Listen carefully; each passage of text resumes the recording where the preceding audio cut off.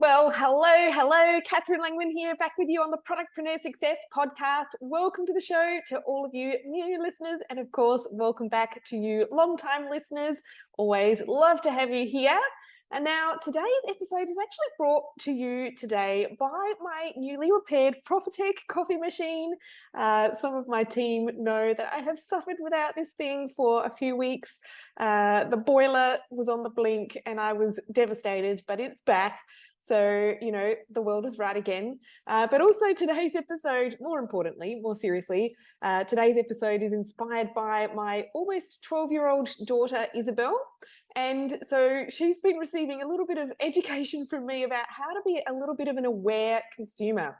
So what happened was she has recently started to enjoy a little bit of freedom of choice about what she wants to spend her pocket money on. Her dad is a very soft touch on this, but occasionally she twists my arm to let her go and choose something at the shops. Usually it's craft stuff, but this weekend I'd taken her down to Target because she really wanted to have a look at the clothes. She has an ambition one day to be a fashion designer. I don't know whether she'll ever grow out of that, but anyway, she decided she wanted to buy a couple of tops that she had found in the sale section, and they were at a good price.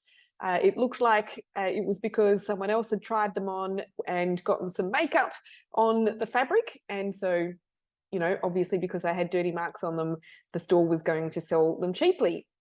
And of course, Isabel was absolutely thrilled with her bargain purchases.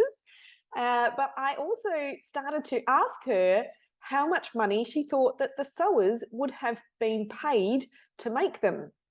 And, she's only 11, she's not quite 12, so she doesn't really understand the mechanics of margins and, wholesale to retail and all of that kind of stuff. But anyway, so we had a really good discussion about the realities of product pricing and whether it is ethical to support brands that are probably barely paying a living wage to workers in third world countries just to make cheap products that then maybe only get worn a handful of times before the cheap materials break down and the garment ends up in landfill, which of course then contributes to environmental problems as well. So it was a rather eye-opening conversation for a tween to wrap her head around. But it also really just inspired me, I guess, to share a few statistics and ideas with you about the rise in values-driven consumers and also the faster growth rate of purpose-driven brands compared to companies overall. So I'm going to also share a few ideas with you about how you can potentially incorporate some of these ideas into your own business with, of course, the goal of improving your bottom line as well as having a positive impact on the world around you. But before we dive further into this episode, let me share how you can get your hands on an awesome free resource that will help you grow your business, potentially the business of your dreams. And this is for you if you feel like you have no idea about how to plan what marketing you need to do to achieve your goals. So if you want to create a goal-crushing marketing plan for your online store, then I want to invite you to download a free copy of my Ultimate E-commerce Marketing Planning Guide. So in this free resource, I show you my simple but effective 5-step method to create your e-commerce marketing plan that will have you rocking your growth goals for your e-commerce brand. So it's super easy to get your copy today. All you need to do is head to catherinelangman.com/planning and you can grab instant access today. All right, so let's dive into the episode. We're going to talk all about purpose-driven brands, what they are, why they're growing bigger and faster than the rest, and how to build one yourself. So first things first, what do I mean by a purpose-driven brand? So to me, this is a brand that is built around really clear values and beliefs for a purpose that is bigger and more altruistic than simply making money. Yes, it is still a commercial for-profit venture. I'm not talking about non-profits or charities here. But baked into the DNA of the brand is also some sort of impact goal. So whether it's on its consumers or their lives or on the environment or society in general. And a purpose-driven brand might also be what we call a social enterprise, which usually also give financial support to their cause with every consumer purchase. So you would know some examples of social enterprises, I'm sure, such as brands Thank You and Who Gives a Crap. So thank you, you'll find on supermarket shelves often these days, they sell products like hand wash and body wash and lotions and things like that. I think they even sell nappies now. And some of their proceeds from each sale of every product is invested in projects around the world, really aimed at ending poverty. And then Who Gives a Crap, which honestly is one of my most favourite brands in the world right now because of its values, but also because of its sense of humour. I love a good laugh. And they actually donate 50% of profits to sanitation projects in developing countries. And then there is Flora and Fauna. And so the founder of Flora and Fauna, Julie Mathers, I had her on the podcast a few weeks ago, so you can go check that one out if you've not listened to it. It's episode 130. And Flora and Fauna is a B Corp business, and they also donate a set percentage of revenue to their environmental nonprofit partners as well. But the other thing that I love, so that's the social enterprise side, but they also list out on the website, on the Flora and Fauna brand website, they list out their brand values, and so they're super clear. Be kind, 100% vegan and cruelty-free, always be authentic and transparent, be bold and make a difference, make ethical decisions, tread softly, have fun and be positive, and wow our customers. I love all of them. But really, I wanted to point this out because if you do listen to my interview with Julie Mathers, you'll hear how integral to their growth that these values are and have been. So they really use them to guide and instruct their decision making about everything to do with operating their business. So they are really completely baked into the way that they work. So those are a couple of examples of social enterprises, but you don't need to be a social enterprise to be what I would call a purpose-driven brand. So my own first business was very much a purpose-driven brand for me. It was a modern cloth nappy brand, and my goal was to have a positive impact on the environment and a noticeable impact on the environment by reducing the volume of non-biodegradable waste that was being sent to landfill, where disposable nappies or diapers typically take hundreds of years to decompose. And the reason why I was really motivated to build that particular sort of a business at that time. Obviously, any of you who know my story, I started that business when I had two little babies, and I was actually living in an apartment. My husband and I were living in an apartment at the time. We had these two little babies. They were born only a year apart. There was a lot of nappies, and I just thought the waste of the disposables just blew my mind. And so I started to really get educated about the alternatives, and I got really excited about it and decided that I really needed to take that to a bigger audience. And so that's what really drove me. And the reason why purpose-driven brands exist generally is to solve a problem or to meet a need in society. And that purpose, really informs the brand's vision, the brand identity, the mission, even their decision-making and their ways of operating, as I mentioned with Flora and Fauna. So let me share some other examples of purpose-driven brands from our client base. Curated with Conscience. So their mission is to make the world a better place by promoting beautiful, ethical and sustainable gift giving and generous charitable giving. And they are a stunning gift hamper business. They really, basically all of their hampers are filled with Australian artisan products, artisan-led and design-led ethical brands. They support social enterprises as well by bundling their products into their beautiful gift hampers. And they're really passionate about helping for-purpose businesses and organisations thrive by designing their beautiful gift hampers in a way that does good in the world, and also to help connect socially conscious people who appreciate those sorts of unique and beautiful gifts. So I guess in their particular situation, those sorts of artisan and design-led products are actually often hard to get. So Curated with Conscience really is taking it out to a much bigger audience. And they also donate a minimum of 3% of sales revenue each year to secular, humanitarian, environmental and social justice charities. Really they're all about creating that social impact. And so, I guess they are really a social enterprise as well as a purpose driven brand. Then, though, looking at a couple of others, some of you may know this. So Baby Aiders and French Soda, another two really gorgeous brands. Baby Aiders is a summer-focused brand with their kids' sunglasses, and French Soda more winter-focused with their rainwear.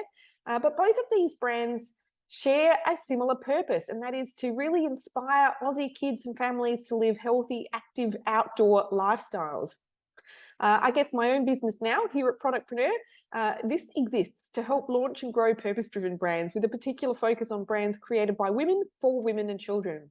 So have a think about your brand. What sort of impact do you aim to have in the lives of your customers or on your community or on the environment, or whatever it is that is really driving you and motivating you? So next, why is becoming a purpose-driven brand even more important now than ever? And of course, it is altruistically important because of the positive change that you can potentially create in the world. But aside from that, it's actually commercially savvy business move as well. So it's basically been a growing trend that has been observed and noticed since about 2017. Values-driven consumption in retail is growing. And so consumers are showing by how they spend their money. They're using the power of their wallet to align themselves with brands and companies that share their social, political, moral, and other values. And people are reevaluating and reprioritizing their lives, especially over the last couple of years. And they're moving away from that kind of pure consumerism and really more towards that kind of brand values, purpose-driven spending. So nowadays, it really isn't just a nice to have fad. Building a brand around those strong values and purpose is actually proven to deliver better business results as well. And statistically, according to Forrester, research company, almost 4 in 10 values-driven companies, so nearly 40%, deliver double-digit growth compared to 32% of companies overall. And then according to Accenture, another research company, 63% of consumers prefer to purchase from purpose-driven brands, and 80% of consumers say when they buy from a brand that aligns with their ethics and values, they feel they are actively doing something to have a positive impact. So communicating your brand values and your purpose in your marketing really gives you that competitive edge because it helps your customers to engage with and to relate to your story, and it really taps into their desire to make a values-led purchase decision. Knowing the impact that their purchase is having means that buying from you feels so much better than supporting a business that is driven purely by profit. And that competitive edge isn't reserved just for new purchases either. 66% of consumers say they even switch from a product they typically buy to a new product from a purpose-driven brand. So, and I've observed that behavior in myself, so I know that to be true. So customers might seem loyal to another product, but if you are able to craft your message and the stories that you share in your content well, as a purpose-driven brand, then you can count on some betrayals in your favor. So with all this statistical and empirical evidence, it's pretty clear that from a revenue growth and profitability perspective, you are wise to try and take this approach. I guess as Richard Branson has been quoted saying, the brands that will thrive in the coming years are the ones that have purpose beyond profit. So I suppose the next question really is, how do you go about building a bit more purpose, values and ethics into your brand? And the first thing that we need to really bear in mind is authenticity is key. Authenticity is important because regardless of the age of your customers, values matter. But beyond that, we can't just pay lip service to these values. It must be genuine. Any suggestion of greenwashing or fake statements on values upheld by a company will be rightly exposed, and customers will likely seek a different brand or retailer. And you see a bit of this sort of thing happen when brands and businesses say they're gender inclusive or culturally inclusive, either in their hiring processes or wage equality or inequality as the case may be, or in their marketing by adding people of different cultures or genders or abilities into their marketing. But you can tell the ones where it's just a tokenistic gesture and it doesn't ring true. And I think that these days consumers can sniff that sort of thing out, that sort of inauthentic behavior out, a mile off. So we need to be authentic. And I think that consumers look for examples of behavior now, not just take what brands say at face value, you know? So consumers really increasingly are expecting brands and retailers to act with honesty and integrity and transparency, delivering products and services and experiences based on their values. And also the pandemic, unfortunately, or maybe fortunately, has actually accelerated this kind of values-driven consumption model as, you know, people and businesses have reevaluated and reprioritized what is important to them. Trends like make, do and mend, or renting clothes instead of buying fast fashion, or even just not buying any new clothes for a year. You know, I've read articles about that. You know, it has really gained an increase in popularity as people have had a little bit more time to reflect on what's most important to them. So secondly, how can you demonstrate that you are a sustainably conscious brand, or that you are becoming more sustainable in your operations if you aren't yet already? You know, realistically, not being not taking the environment into consideration in the way that you operate your brand is just not on anymore. More and more consumers now, they really do vote for sustainability with their wallets by doing things like checking packaging labels to ensure that the product or service had positive social or environmental impact. Buying local, you know, reducing food miles or reducing the eco footprint of the products that they buy and consume. Or purchasing from companies committed to positive social or environmental impact, or vetoing brands that made false claims about their social and environmental impact, or purchasing from a company because it just cared about the issues that the consumer cared about. And also paying a little bit extra for products or services from companies committed to positive social or environmental impact.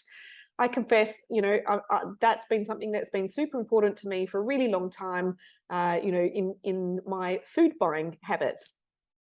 I'm very lucky to live in a city where it's, you know, there's so much beautiful fresh produce close by. And I choose to buy from those brands rather than the other imported ones that are often stocked in supermarkets as well. And it sometimes does cost a little bit more. I will say that's getting harder and harder as the prices of food go up and as my swimmer boys' appetites increase so rapidly, but it is important to me.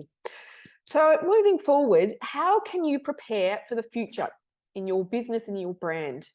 With volumes of, you know, values-based consumption really increasing and growing fast, how can brands really try and prepare to satisfy that increasing consumer demand? Because let's face it, if we don't find ways to become more focused on our brand values and purpose-driven in the way that we operate, if we don't find ways to be more focused on, you know, trying to create positive impacts on the world around us as business owners, then commercially our businesses will actually end up being left behind. So financially, you could suffer.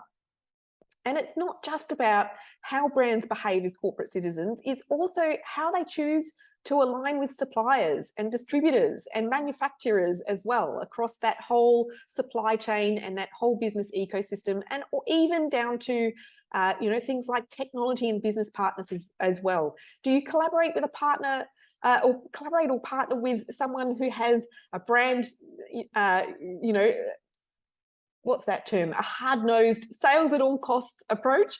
Or do you partner with someone who is just as enthusiastic as you know, as you about growing your brand so that you can have the biggest positive impact possible in the lives of your customers? So, you know, really recommend, if you haven't listened to that interview with Julie, founder of Flora and Fauna, you know, go and give it a listen as she talks about how being so committed to their values and using them to lead their decision making in building their business has been integral to their growth. I think as brand owners, we also need to just keep a watchful eye on, I guess, the changing customer expectations in the marketplace, and not, I don't mean generally, I mean your customers, and adjust your sourcing and your operating practices accordingly, especially your marketing practices. Are consumers requiring your products to be sourced more locally, or according to stricter welfare codes, for example, or have consumers lost interest in cheap fashion, which can only be manufactured in poor working conditions? I hope one day we'll also see consumers making buying decisions around equity and inclusion as well. I feel like the wheels are starting to turn a little bit on this one now, but maybe a little slower behind concern for the environment, perhaps. I don't have any data about that, but that's my hope.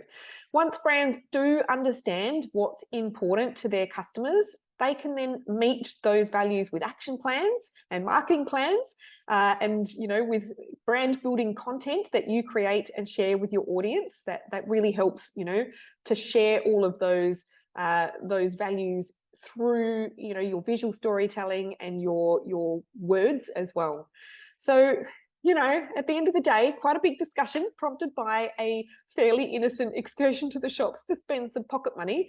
But I do hope you've enjoyed this episode though. And if you have enjoyed it, I would be absolutely forever grateful if you would share it with one or two of your business besties, especially if you know that they are looking to grow their brand and make an impact this year. So it is super easy to share. All you need to do is click the icon next to the podcast on whichever platform you are listening to it on, and copy that share link and then send it in a message to your friends.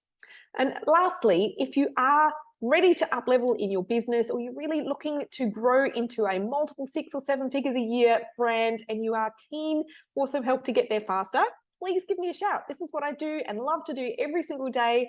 So to find out how you can work with me, all you need to do is head to productpreneurmarketing.com and you can click on the button there to book in a free strategy session today.